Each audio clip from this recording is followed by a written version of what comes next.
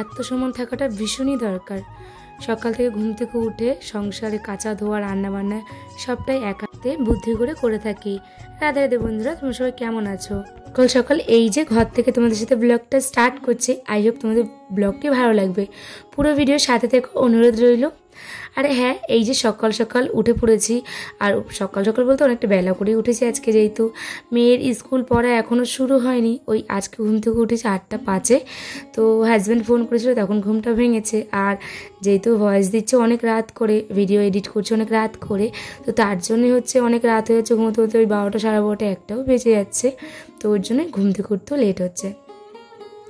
এই তো সামনের সোমবার থেকে মেয়ের স্কুল শুরু, তখন আবার টাইম পাই সব কিছু করতে হবে, রুলস অনুযায়ী সব কিছু করতে হবে।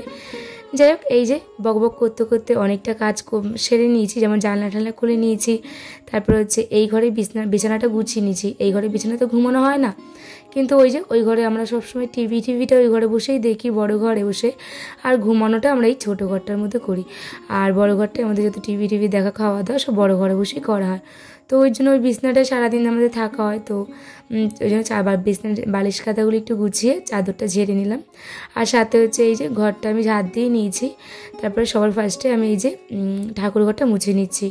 ওই ঠাকুর বাসনটা ধোয়া হয়ে গেছে, ঠাকুরের এখন ঘরটা মুছে নিয়ে ঠাকুর বাসনটা রেখে দিই, তারপরে ঘরটা মুছে নেব।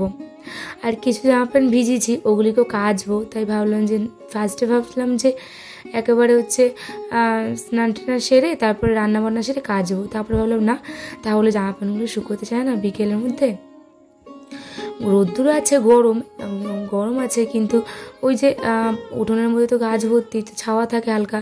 তো ওই জন্য জামা প্যান্টগুলো শুকোতে চায় না। ছাদে দিলে তো অসুবিধা হয় না, কিন্তু ছাদে তো সেরকম দড়ি টানানো নেই, দড়ি টানানোর পয়সা নেই। তো ওই জন্য ছাদে বড় বড় চাদর মেলা যায় না। সত্যতা বলতে একটা হয়তো চাদর মিলতে হবে, এছাড়া আর কিছুই মেলা যাবে না। তো তার জন্যই হচ্ছে ভাবলাম না, বাসি কাজটা সেরে জামা প্যান্ট কেচে তারপরে স্নান সেরে পুজো দিয়ে তারপরে রান্না বসাবো। কালকে রাত্রে রুটি করেছিলাম, তো সেই রুটি আছে, তরকারি আছে। তো ওটাই হচ্ছে সকালবেলা টিফিন সারিয়ে দেবো মনাকে, জ্যাঠাকে আর আমি। জ্যাঠা যদি খাবে, জ্যাঠা তো অনেক সময় কাকিদের ঘরে খায়, তো দেখি যদি যদি খাবে। আর এই যে যাই হোক, আমি স্নান টান সেরে বা কাঁচা টাচা কেচে একেবারে চলে এসেছি এই যে পুজো দিতে। তো দেখো, আমার না খুব শান্তির জায়গা এখন দুটোই হয়েছে। রান্নাঘর ভুল বলা হবে, ঘরটাও শান্তির জায়গা, রান্নাঘরটাও ঠাকুর ঘরটাও। সত্যি কথা বলতে এখন পরিপূর্ণতা করে গুছোতে পারি। আর একটু ভগবানকে বলি যে নিজের একটু এরকম হোক, তাহলেই আমার হবে।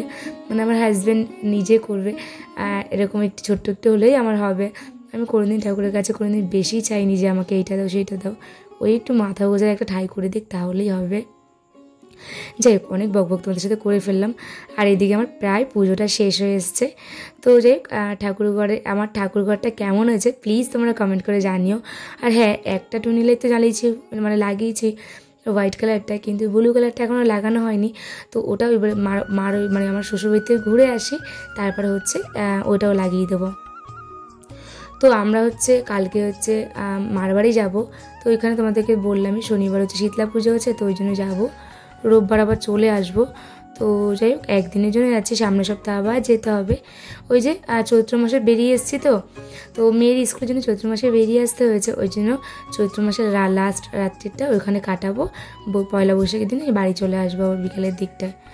যাই হোক, ওদিকে তো স্নান টান সেরে পুজো টুজো দিয়ে নিয়েছি। জামা প্যান্টগুলো তো মেলা হয়নি, এখন চলো জামা প্যান্টগুলি মিলিয়ে নিই ঝটাপট। এই যে আমার ঘরের সামনে, মানে মার ঘরের সামনে অনেক 3-4টে দড়ি টানানো আছে, এইতেই আমার জামা প্যান্ট ধরে যায়। আর যদিও না ধরে, যেটুক থাকে সেটুক ছাদে আমি মেলে দিই। ছাদে অল্প তার মেলা আছে, তো ছাদে মেলে দিই। বলো তো, ওই যে আগে যখন শ্বশুরবাড়িতে ছিলাম, তখন তো ওই ছাদের মধ্যে হচ্ছে আমার 2-3টে ফ্যামিলি জামা প্যান্ট মেলতাম, অনেক সময় হতো না। তো যাই হোক, নিচে আমার ঘরের পাশে গলি ছিল, গলিতে মেলতাম। তো গলিতে অনেক সময় না রোদ্দুর পড়তো না, শীতকালে তো ভীষণই অসুবিধা হতো। কিন্তু তারপরে হচ্ছে মানে সমস্যা হতো, তবুও সমস্যা হলেও তো কিছু করার নেই। দেখো, জয়েন্ট ফ্যামিলিতে এই ছোটোখাটো জিনিসগুলোতে অ্যাডজাস্ট করতে হয়, এটা তো স্বাভাবিক বিষয়। তো সেটা নিয়ে আমার কোনোদিন কোনো অভিযোগ অবশ্য ছিল না, এমনি তোমাদের সাথে শেয়ার করলাম। যাই হোক, এখানে তো অনেক তার আছে, আর নিজের মতো করে মেলতে পারি, অসুবিধা হয় না। তো আমার না খুব একটি ইচ্ছা আছে যে আমি যখন নিজের একটু বাড়িঘর দর করবো, তখন আমার সামনে একটু জায়গা রাখবো, যেন একটু দু সাইডে মানে একটু গাছ লাগাতে পারি, আর মাঝখানটায় রাস্তা থাকবে। তো এগুলো খুব ইচ্ছা আছে। আর ছাদটাই হচ্ছে জামা প্যান্ট মেলবো, ছাদেও গাছপালা লাগাবো কিন্তু অল্প। আর ঘরের দু সাইডে হচ্ছে সামনে একটু জায়গা থাকবে, দু সাইডে একটু গাছ লাগাবো। আর মাঝখানটায় একটু স্নান করে দিলাম একটু, আর যাওয়া আসার জন্য যেন বর্ষাকালে কাদা ফাদা না হয়। একটু ইচ্ছে আছে, একটু স্বপ্নও আছে, স্বপ্নগুলি পূরণ করার ভীষণই চেষ্টায় আছি। তো তোমরা সাথ দিলে অবশ্যই পারবো। আমার হাজব্যান্ড পাশে থাকলে জানি এই যুদ্ধ একদিন জয় করে আমি উঠতে পারবোই। তো দেখ সেসব তো হবেই, সব কিছুই হবে। তো এদিকে চলে আসলাম রান্নাঘরে। তো রান্নাঘরে এসে রান্নাটা বসিয়ে দিয়েছি, আর মেয়েকে রুটিটা গরম করে তরকারিটা গরম করে খেতে দিয়ে দিয়েছি। আর জ্যাঠা খায়নি, জ্যাঠা কাকিদের ঘরে খেয়েছে সকালবেলা।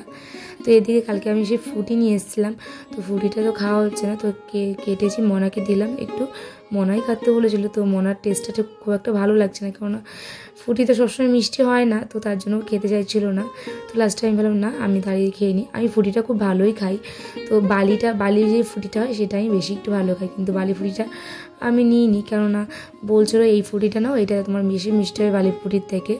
তো ওই জন্য হচ্ছে এই বাঙিটাই নিয়েছি। আমরা অ্যাকচুয়ালি কিন্তু এগুলিকে বাঙি বলি, অনেকে ফুটি বলে, কিন্তু আমরা ছোটোবেলা থেকে জেনে এসেছি এগুলিকে বাঙি বলি আমরা আমাদের দিকটায়। বাঙিটা খাওয়া হয়ে গেছে। আর এদিকে আমি মাছের ঝোল রান্না করছি। রুই মাছটা এনে দিয়ে গেছিলো মা, সেই রুই মাছ ছিল ফ্রিজে, তো এই মাছের ঝোল করছি। আর হচ্ছে চই ডাঁটা দিয়ে করছি, চই ডাঁটাকে একটু থেতো করে মশলা কষানোর সময় দিয়ে দিয়েছি। আর কালকের মুগ ডাল আছে, পটল আলুর তরকারি আছে, সয়াবিন দিয়ে কষানো সেই তরকারি আছে। এটাই আমাদের দুপুরবেলার মেনু। চলো, এদিকে আমাদের মাছটা রান্না হয়ে গেছে, বাটিতে এখন ঢেলে নিই আর গ্যাসটা এখন পুছে নেব। তো চলো এখন মনার আমি খেয়ে নেবো, তার আগে দাঁড়ো এই মাছগুলো ঠিকঠাক করে নিই। মানে মা রান্না করার পর বাটিতে যদি সমান সমান তরকারিটা না থাকে না, দেখতে ভালো লাগে না, দেখবে তোমরা। চলো খাওয়া দাওয়া সারতে বসে পড়েছি। আর একটু কালকে পাঁপড় ভাজা ছিল, তো সেই পাঁপড় ভাজা দিয়ে একটু গন্ধরাজ লেবু চিপে এই যে খাওয়া দাওয়াটা সারছি আমি আর মেয়ে। হাজব্যান্ড গেছে আজকে 6 দিন হয়ে গেছে, ও বাড়ির থেকে বেরিয়েছে, মানে এই বাড়ির থেকে গেছে। তো ওকে বললাম কবে আসবে, তো বললো এখনও হয়তো 2-3 ট্রিপ পর আসবো। 2-3 ট্রিপ মনে হয় এখনও 5-6 দিন। তো যাই হোক, কী করবো দেখো, মানে হাজব্যান্ড বাড়িতে না থাকলে ভালোও লাগে না, মানে আমাদের কাছাকাছি না থাকলে ভালোও লাগে না মেয়ের বা আমার। কিন্তু সত্যিটা বলতে গেলে কাজ না করলেও তো হবে না, সেটাও আমরা বুঝি। সব দিকটা ম্যানেজ করতেই হয়, যেমন কাজটাও ম্যানেজ করতে হবে, বাড়িটাও ম্যানেজ করতে হবে। কিন্তু এখন ওর কাঁধে অনেক দায়িত্ব, আমার কাঁধেও প্রচুর দায়িত্ব, প্রচুর চিন্তা ওর মাথায়, যে একটা মাথা গোজা ঠাই করতে হবে আমাদের নিজেদের একদম। তো সেইটার জন্য ভীষণই আমাদের মাথায় একটা হেডেক রয়েছে। তো ওর জন্যই হচ্ছে আমি ওকে আগে তো একদিন লেট হলে আমি বলতাম, 10 মিনিট লেট হলে বলতাম তুমি কোথায়, এখনও বাড়িতে আসোনি কেন।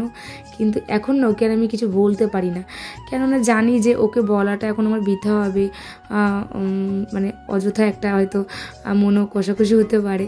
কারণ দেখো, মন কষাকষি বলতে ওই যে একটা তো খারাপ লাগা থাকেই হাজব্যান্ড বাড়িতে না আসলে, কিন্তু কিছুই করার নেই, ওকেও কাজ করতে হবে, আমাকেও সংসারটা দেখতে হবে, সাথে আমাদের যে লক্ষ্য সেই লক্ষ্যর দিকেও আমাদের দুজনকে এগিয়ে নিয়ে যেতে হবে একে অপরকে, সেই চেষ্টায় রয়েছি। তাই জন্য ওকে আর কিছু বলি না, কেন বাড়ি আসো না বা কেন আসো না, কেন আসছো না। অ্যাকচুয়ালি কেন আসছো না বলাটা আমার ভুল হবে, যেহেতু একা ডিউটি করছে। ডবলে ডিউটি করলে হয়তো একদিন মানে অ্যাক্টিভ গ্যাপ দিয়ে আসতো, যেহেতু একা ডিউটি করছে না, ওর জন্য হচ্ছে লেট হচ্ছে এতদিন। আর এখন তো থাকে একটু দূরে, ওই জন্য আরও একটু লেট হয়। যাই হোক, এদিকে দেখো কথা বলতে বলতে খাওয়া দাওয়ার পর একটু শুয়ে যে বাংলাদেশের কিছু শর্ট মুভি দেখি। তো সেগুলো দেখার পর এই সন্ধ্যাবেলা মনে বলছিল যে মা পাউডার দুধ থাকলে একটু দাও, খাবো। তো ওকে একটু বাটি করে দিলাম, আর সন্ধ্যেও দিয়ে নিয়েছি। চলো, ওই যে বাড়ি যাব কালকে, তো কালকে যাওয়ার জন্য একটু প্রিপারেশন করতে হবে, কিছু জিনিস নেওয়ার আছে, ব্যাগটা গুছিয়ে নি। চলো, কালকে একেবারে শাড়ি পরেই বেরাবো, কেননা ওই বাড়িতে পাশে পুজো আছে, শীতলা পুজো, সবাই শাড়িটাই পরবে। এখান থেকে না হলে আমি কোনো প্যান্ট গেঞ্জি পরে গেলে না, ওখানে গিয়ে আমাকে শাড়িটা পরতে হবে, এখান থেকে সেই শাড়িটা টেনেও নিয়েও যেতে হবে।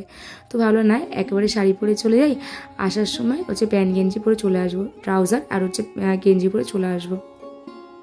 তো সেই টুকটাক একটু গোছানোর আছে, তো সেই জিনিসগুলি একটু গুছিয়ে নিচ্ছি। আর এই যে আমার পচা আমার মেয়ে এখন হচ্ছে টিভি দেখছে। ওর তো এই তো আর 2 দিন ছুটি, তারপরে ওরও আর রুলস বাই সব কিছু করতে হবে, টাইমে টাইমে সব কিছু করতে হবে, জানো তো। সবই হয়েছে, মেয়ের এখনও টিচারটাই খুঁজে পাইনি। 2-1 বললো পড়াবে, তারপরে আবার তারা 2-1 দিন বাদে বলছে না আমার হবে না, সময় হচ্ছে না বা কিছু। কিন্তু সত্যি কথা বলতে গেলে টিচার এখনও পাইনি, খুঁজছি। আর সত্যি কথা বলতে এখন আমি তো অনেক ছোটোবেলায়, মানে 16 বছর বয়সে বিয়ে হয়েছে, তো এদিককার আমাকে সেই রকম একটা কেউ চেনে না। আর যারা চেনে তারা হয়তো আমার এখন চেহারাটা অন্যরকম হয়ে গেছে, সবাই আমাকে ভুলে গেছে। তো ওই জন্য আমি যে কাউকে কিছু বলবো, কেউ তো আমাকে চেনেই না, আমি কাকে কী বলবো যে হ্যাঁ একটু টিচার খুঁজে দাও বা কিছু। কিন্তু কয়েকজনকে বলেছি, সাথে মাও বলছে, কয়েকজনকে বলেছে যে ঠাকুরের ইচ্ছায় আশা করি সামনেই পেয়ে যাব। যাই হোক, এদিকে দেখো রাত্রিবেলা ভাত করে নিয়েছি একটু, আর দুপুরবেলা মাছটা সবই আছে। তো এদিকে হচ্ছে বাড়ি যাবো, আর আমাদের রান্না করে জানলাটাতে এখন কাজ বসানো হয়নি, গ্রিলটা বসানো হয়েছে। তো ওই জন্য গ্যাসের পাশে যত তাক ঠাক ছিল সেগুলো সব সরিয়ে দিচ্ছি, আর গ্যাসটা নিচ থেকে বন্ধ করে দেবো। কিছু জামা প্যান্ট ছিল সেগুলো গুছিয়ে নিয়েছি, এগুলো জায়গাটা এখন জায়গায় রেখে দিই, যতটা পারবো গুছিয়ে রেখে যাচ্ছি যেন এসে খাটনি না করতে হয়। যাই হোক চলো, ভিডিওটা বাড়াবো না। ভিডিওটা কেমন লাগলো প্লিজ তোমরা কমেন্ট করে জানিও। আর হ্যাঁ, ভিডিওটি ভালো লাগলে লাইক কমেন্ট শেয়ার করে চ্যানেলটি সাবস্ক্রাইব করে পাশে থেকে তোমরা পাশে না থাকলে আমি কী করে এগোবো, তাই না বলো। চলো সবাই ভালো থেকো, সুস্থ থেকো। সংসারে যে কী যে কাজ থাকে তুমি যতক্ষণ চাইবে ততক্ষণই করতে থাকবে, এরকমই একটা ব্যাপার হয়ে জানো তো। চলো বক করে নিচ্ছি অনেক, টাটা। সবাই ভালো থেকো, সুস্থ থেকো, গুড নাইট। আর হ্যাঁ, অবশ্যই ব্লগটি কেমন লাগলো সেটা কিন্তু তোমরা কমেন্ট করে আমাকে জানিও। তো এখানে দেখছিলাম মেয়ে সেই আম নিয়ে এসেছিলো, আমি মার কাছে গেছিলো, তো সেই আমগুলি দেখলাম একটা প্যাকেটে করে খাটের তলে রেখে দিয়েছে, তো ওইগুলি টুলের উপর রেখে দিলাম। চলো একটু গুছিয়ে না রাখলে না এসে না অনেকটা খাটনি যায়, ওই জন্যই হচ্ছে একটু দেখে শুনে একটু গুছিয়ে রাখছি। ও হ্যাঁ, তোমাদেরকে আমি তো একটা কাজ করতে ভুলেই গেছি, স্কুটিটা বাইরে রয়েছে। এই স্কুটিটা এখন চলো তুলে নিই, না হলে হচ্ছে আর ভুলে যাবো, স্কুটিটা বাইরে থেকে যাবে, কারণ 2 দিন স্কুটি তো বার করার নেই। তো এখন ওর জন্য হচ্ছে স্কুটিটা ঢুকিয়ে তারপর হচ্ছে আমি হচ্ছে ঘুমোতে যাব। তো স্কুটিটা ঢোকাতে না ওই ঘরে একটু সমস্যা হয় সত্যি কথা বলতে গেলে, কিন্তু কিছু করার নেই, ওই ঘরে রাখতে হবে, বাইরে তো রাখতে পারি না, ওই ঘরটায় রাখতে হবে। তো যাই চলো স্কুটিটা ঢুকিয়ে নিই। সবাই ভালো থেকো, সুস্থ থেকো, টাটা।